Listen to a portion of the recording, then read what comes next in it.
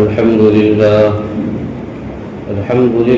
نحمده ونستعينه ونستغفره ونؤمن به ونتوكل عليه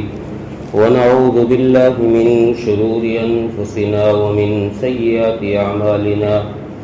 من يهده الله فلا مضل له ومن يضلله فلا هادي له ونشهد أن لا إله إلا الله وحده لا شريك له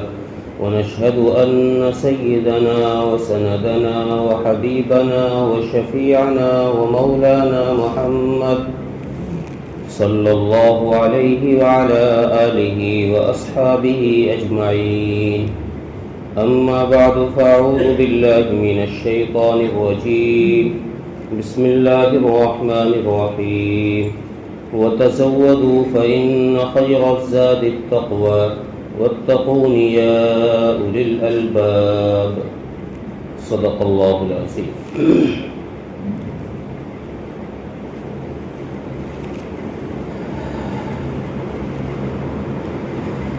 محترم بزرگوں، عزیزوں،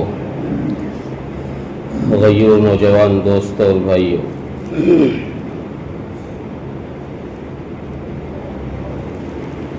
ماہ شوال چل رہا ہے۔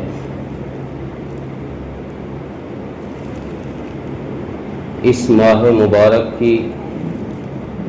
فضیلت کیا ہے اور اس کی تاریخی حیثیت کیا ہے، یہ میں عرض کر رہا ہوں۔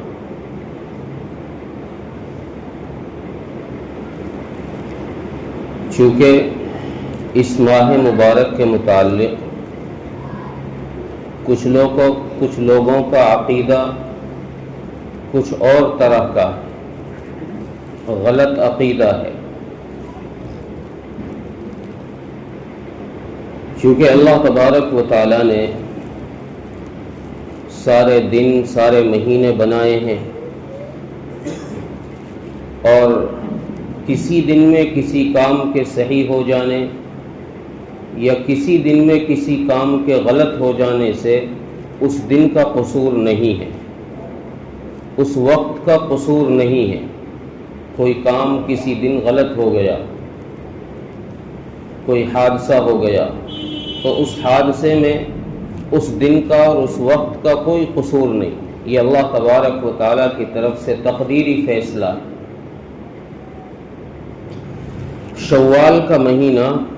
یہ بڑا بابرکت مہینہ، بڑی فضیلت والا مہینہ ہے، اور اس کی برکتیں کیسے ہیں وہ بھی میں عرض کروں گا۔ سب سے پہلے شوال المکرم کا معنی کیا ہے؟ شوال کے کئی معنی لغات کی کتاب میں لکھے ہیں، جن میں سے ایک معنی یہ ہے کہ شوال کے معنی ہے بلند کرنا۔ کس چیز کو شوال بلند کرتا ہے؟ جب انسان رمضان المبارک کے مہینے میں روزے رکھتا ہے، تلاوت کرتا ہے، صدقہ خیرات کرتا ہے، بہت سارے نیک اعمال کرتا ہے، تو ان نیک اعمال کے کرنے کی وجہ سے اللہ تبارک و تعالی انسان کے اعمال نامے سے اس کے گناہوں کو اٹھا لیتے ہیں، اس کے گناہوں کو ہٹا دیتے ہیں اور اس انسان کو بلند کر دیتے ہیں۔ ایک معنی شوال کا ہے ہلکا ہو جانا۔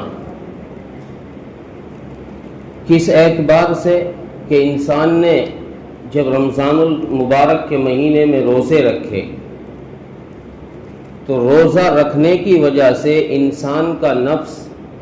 ہلکا ہو جاتا ہے، اس میں گناہ کرنے کی قوت کم ہو جاتی ہے۔ یہ دیکھا بھی جاتا ہے کہ رمضان المبارک کے مہینے میں عام طور سے گناہ کم ہوتے ہیں، لوگ گناہ کم کرتے ہیں۔ تو شوال کے مہینے میں جب انسان نے رمضان میں روزے رکھے تو اس کا نفس ہلکا ہو گیا، اب اس میں گناہ کرنے کی وہ طاقت، وہ قوت نہیں ہے اس لیے شوال کے مہینے میں بھی انسان گناہ کم کرتا ہے۔ اور ایک تیسرا معنی ہے جس معنی کی وجہ سے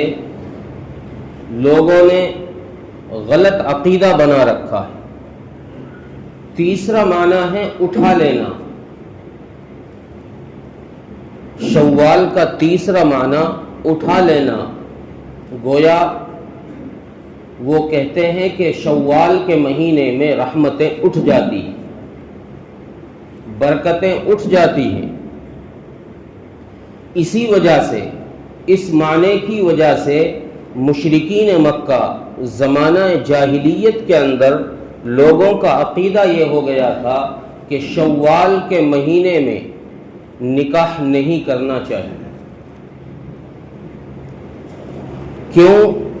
اس لیے کہ اس مہینے میں ایک دفعہ ایسا ہوا کہ کئی ساری دلہنوں کا، 2-4 دلہنوں کا انتقال ہو گیا، اور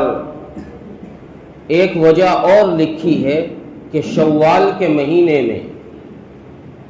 اونٹنیوں کا دودھ سوکھ گیا اور اونٹنیاں اپنے اونٹوں سے جدا ہو گئی، الگ ہو گئی،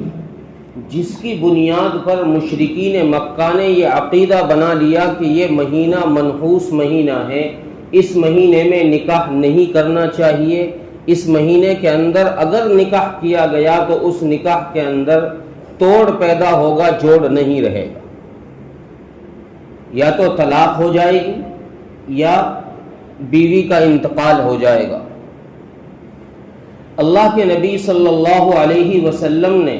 جب اس عقیدے کو دیکھا کہ لوگوں کا اس ماہ مبارک کے متعلق یہ عقیدہ ہے، لوگ یہ عقیدہ رکھ رہے ہیں کہ اس مہینے میں نکاح نہیں کرنا چاہیے، اگر نکاح کیا گیا تو ان کے اندر جدائی ہو جائے گی، تفریق ہو جائے گی، آپس میں محبت نہیں رہے گی، تو سرکار دو عالم صلی اللہ علیہ وسلم نے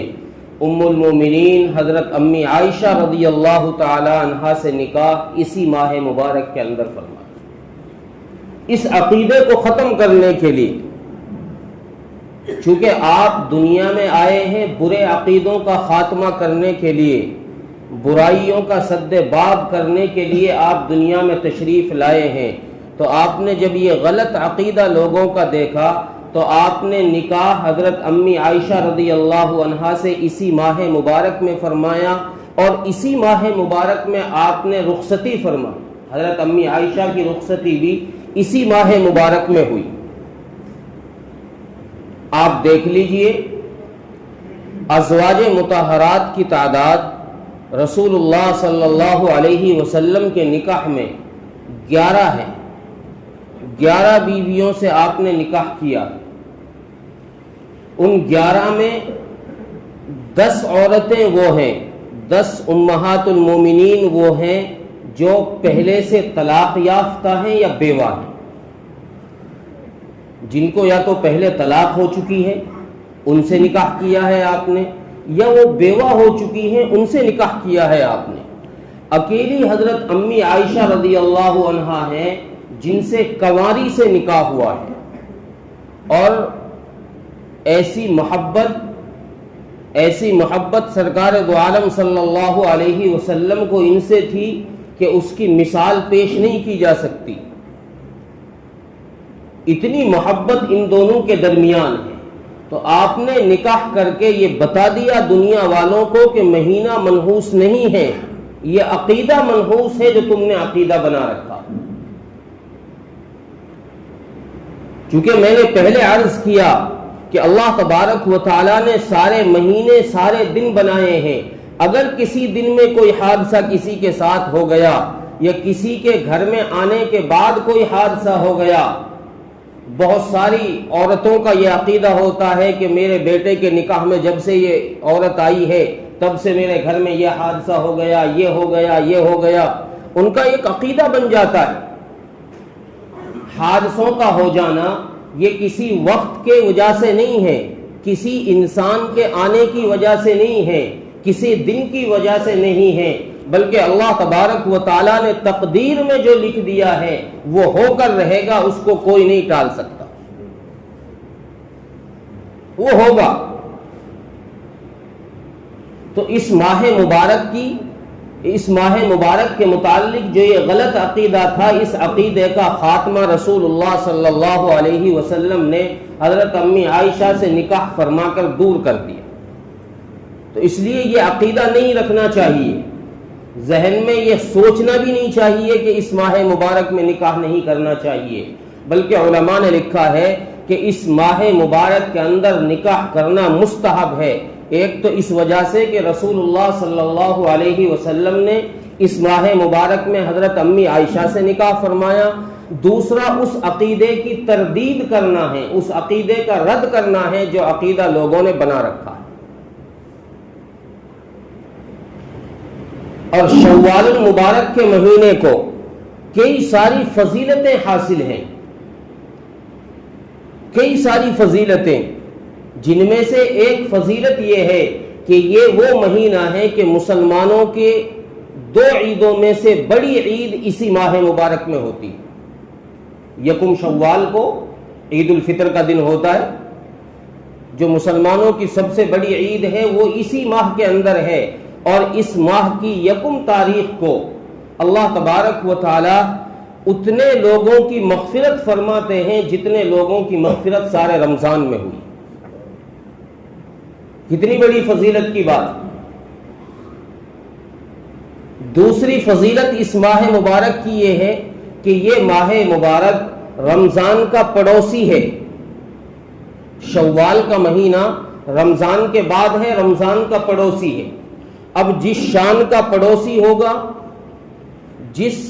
شان کا پڑوسی ہوگا، اس پڑوسی کی شان بھی اتنی ہی اونچی ہو جاتی ہے۔ آپ دنیا میں دیکھو، اگر کوئی آدمی کسی پی ایم سی ایم، کسی منتری یا کسی بڑے عہدے والے کے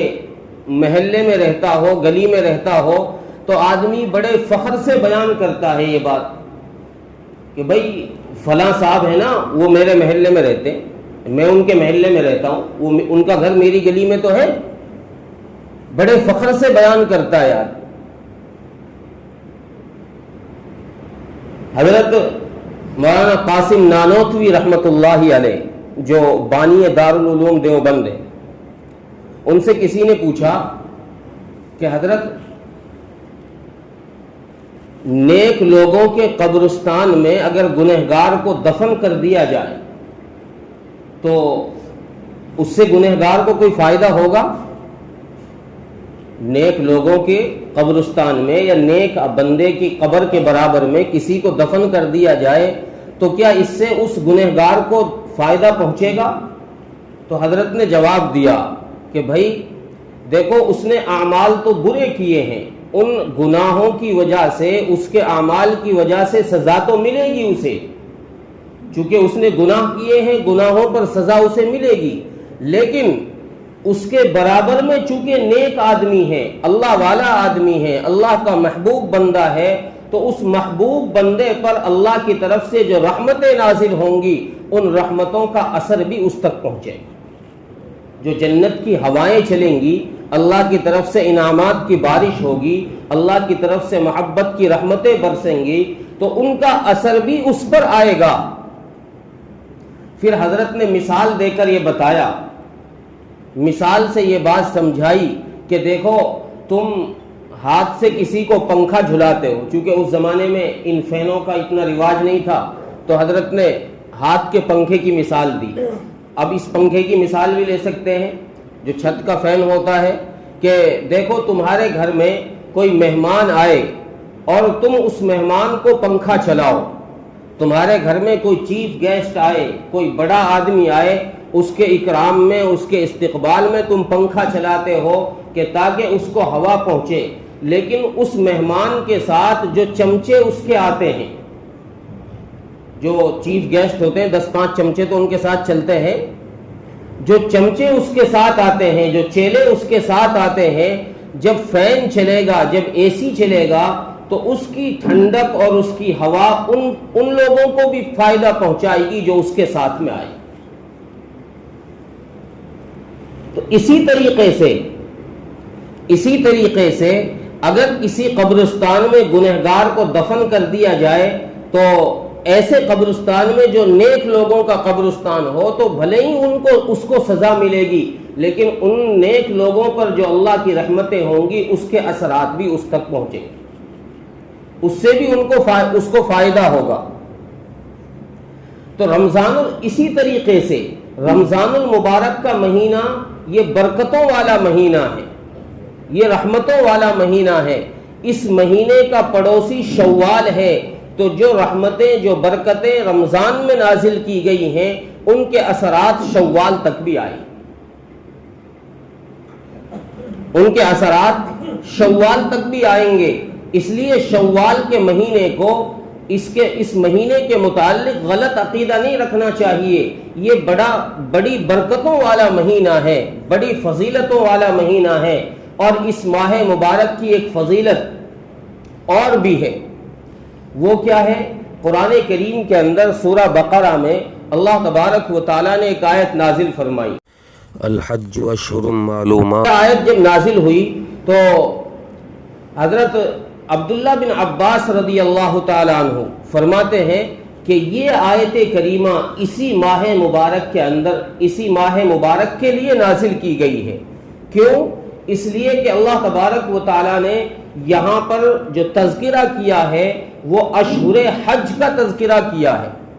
حج والے مہینوں کا تذکرہ کیا ہے کہ اشہر حج کون کون سے ہیں۔ تو اللہ تبارک و تعالیٰ نے اشہر حج کا جب تذکرہ کیا تو رسول اللہ صلی اللہ علیہ وسلم نے اشہر حج جو بتائے حدیث میں، حضرت ابن عمر رضی اللہ تعالیٰ عنہ کی حدیث ہے، فرماتے ہیں کہ اشہر حج جو ہے وہ شوال، ذوالقعدہ اور ذوالحج کے 10 دن شروع کے، یہ اشہر حج ہے۔ تو اس ماہ مبارک کو یہ فضیلت بھی حاصل ہے کہ یہ اشہر حج میں سے ہے۔ اشہر حج میں سے ہونے کا مطلب یہ ہے کہ بندہ اس مہینے سے حج کی تیاری کرتا ہے، یعنی اگر کسی نے اس ماہ مبارک میں احرام باندھا حج کا تو صحیح ہے، وہ اس مہینے سے احرام باندھ کر حج کے لیے جا سکتا ہے، حج کی تیاری کر سکتا ہے۔ لیکن شوال سے پہلے اگر کسی نے احرام باندھ لیا حج کا تو وہ صحیح نہیں۔ کیوں؟ اس لیے کہ ابھی وقت ہی شروع نہیں ہوا ہے حج کا۔ گویا ایسا ہوگا کہ نماز کا وقت ہوا نہیں، پہلے ہی نیت باندھ کے کھڑے ہو گئے تو نماز تھوڑی ہوگی۔ جب نماز کا وقت ہی نہیں ہے تو نماز کی نیت باندھنے کی وجہ سے نماز نہیں ہوگی۔ اسی طریقے سے حج کا وقت جب شروع نہیں ہوا تو حج کا احرام باندھنے سے احرام صحیح نہیں ہوگا، حج صحیح نہیں ہوگا۔ حج کا وقت شروع ہوتا ہے شوال سے، اور چونکہ اس دور میں لوگ پیدل سفر کیا کرتے تھے، اونٹوں سے سفر کیا کرتے تھے، مہینوں کا سفر ہوا کرتا تھا، اس لیے لوگ شوال سے ہی سفر شروع کر دیا کرتے تھے تاکہ وقت پر مکہ مکرمہ پہنچ جائے۔ اسی لیے حج کی فرضیت کے متعلق علماء نے لکھا ہے کہ 3 چیزیں ہوں تو حج فرض ہو جاتا ہے۔ پہلی چیز تو یہ کہ انسان کے پاس اتنا مال ہو کہ جس سے وہ آنے جانے کا خرچہ چلا سکے، آنے جانے کا اس کا خرچہ پورا ہو جائے۔ دوسری چیز یہ کہ حج کی فرضیت کے لیے یہ بھی ضروری ہے کہ جب تک یہ حج کر کے واپس گھر لوٹ کر آئے اتنے دنوں کا خرچہ یہ اپنے گھر والوں کے پاس بھی چھوڑ کر جائے۔ ایسا نہیں ہے کہ گھر والے پیچھے بھیک مانگتے پھر رہے ہیں، گھر والے پیچھے پریشان ہو رہے ہیں، ان کے پاس کھانے کو بھی نہیں ہے اور یہ بندہ سفر پر چلا گیا ہے، حج فرض نہیں ہوا۔ حج فرضیت کے لیے دوسری شرط کہ اپنے اہل و عیال کے لیے یہ ان کے خرچے کا سامان، ان کے خرچے کے لیے پیسے اتنے دنوں کے، جتنے دنوں میں یہ حج کے سفر سے لوٹ کر آئے یہ اتنے دنوں کا انتظام کر کر آئے، اس کے پاس اتنا انتظام ہے تو حج فرض ہوگا۔ اور تیسری شرط جو اس وقت کے اعتبار سے تھی، آج کے اعتبار سے نہیں ہے، اس زمانے کے اعتبار سے تیسری شرط یہ تھی کہ راستہ پر امن ہو، چونکہ سفر پیدل ہوتا تھا یا اونٹ وغیرہ کے ذریعے سے ہوتا تھا، تو راستے میں ڈاکوؤں کے خطرات اور کسی قبیلے سے جھگڑا ہو، وہاں جان کا خطرہ، تو ایسے خطرات کی وجہ سے شریعت نے کہا کہ اگر راستہ پرامن ہے، راستے میں تمہاری جان کا کوئی خطرہ نہیں ہے، تو پھر تمہارے اوپر حج فرض ہو جائے۔ آج یہ چیز نہیں ہے، چونکہ آج تو سفر ہی جہاز کے ذریعے ہو رہا ہے، تو اس میں راستے کا تو کوئی مسئلہ ہی نہیں ہے، راستہ تو پرامن ہی ہے۔ تو آج کے دور میں یہی چیزیں ہیں کہ گھر والوں کے لیے خرچ ہو اور آنے جانے کا اس کے پاس پورا خرچہ ہو تو حج فرض ہوگا۔ ایک تیسری چیز اور اس میں جوڑ لی جائے کہ وہاں جا کر کے جتنے دن یہ حج میں رہے گا، 25 30 دن 40 دن، جتنے دن کا اس کا سفر ہو اتنے دن کا وہاں کا خرچہ بھی اس کے پاس ہونا چاہیے۔ یہ نہیں کہ یہ چلا تو گیا اب دوسرے لوگوں کے سامنے ہاتھ پھیلا رہا ہے، دوسرے لوگوں کے سامنے وہاں جا کر ہاتھ پھیلا رہا ہے، سوال کر رہا ہے، یہ نہیں ہے، بلکہ وہاں رہنے کا بھی خرچہ اس کے پاس ہو تو حج فرض ہوگا۔ تو یہ مہینہ وہ مہینہ ہے جس میں حجاج اکرام اپنے حج کے سفر کی تیاری کرتے ہیں، تو اس لیے یہ بابرکت مہینہ ہے، فضیلت والا مہینہ ہے۔ اس میں کسی قسم کا غلط عقیدہ نہیں رکھنا چاہیے، اگر کسی کا غلط عقیدہ ہے تو اس کو ذہن سے نکال دینا چاہیے۔ نہ اس میں نکاح کی ممانعت ہے، نہ کسی خیر کے کام کے کرنے کی اس میں ممانعت ہے کہ بھئی کوئی اچھا کام اس مہینے کے اندر نہ کیا جائے ورنہ یہ ہو جائے گا، یہ ہو جائے گا۔ یہ سب بیکار کی باتیں ہیں جو زمانہ جاہلیت سے چلی آ رہی تھی، وہ چیزیں آج بھی کچھ لوگوں کے اندر پائی جاتی ہیں۔ 1450 سال بعد بھی اسلام نے